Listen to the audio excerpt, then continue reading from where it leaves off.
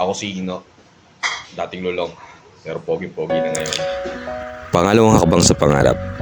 July 21, habang ako'y nakatambay sa bahay, may upward na nagpadala ng link na may pa-scholar daw si Congressman Oni Ferrer sa TESDA. Nung panahon na yun ay naghahanap na ako ng trabaho dahil katatapos ko lang mag-meet cutting. Sakto, kailangan ko pong mag-grow, kaya di ko sinayang yung opportunity. July 29, screening kung sinong mapipili para sa 21 slot. For scholar, halos doble yung nagpunta at nagbaka sakali na silang mapili. Aba, 28K din ba yung tuition? Ba, malaking halaga din ho yun. Pang number 62 ako nun, hindi ko sure, pero ang sure ko, ako yung last sa pila.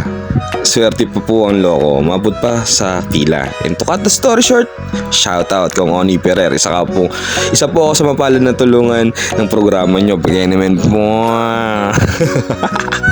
Bali tumagal ng 35 days ang training. Bali 5 days of schooling, 30 days sa mismong slaughterhouse. Ayun na nga, naging smooth naman ang training namin.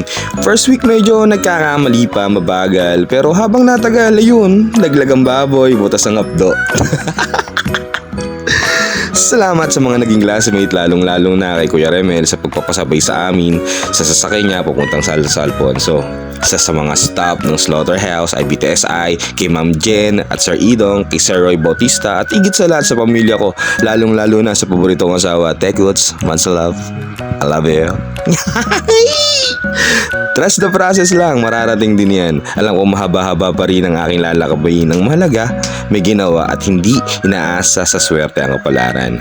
Hindi hadlang ang nakaraan at ang pangit na pinagdaanan. Ang importante, magsimula ng bago, maniwala sa Diyos, maniwala sa sarili, maniwala sa mga taong umaasa na lahat ng bagay ay magiging posible.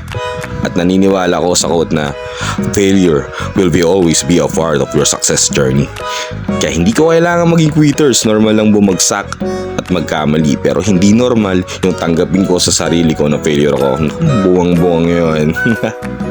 Mat sa love kung umabot ka pa sa part na to, na-appreciate ko po kayo.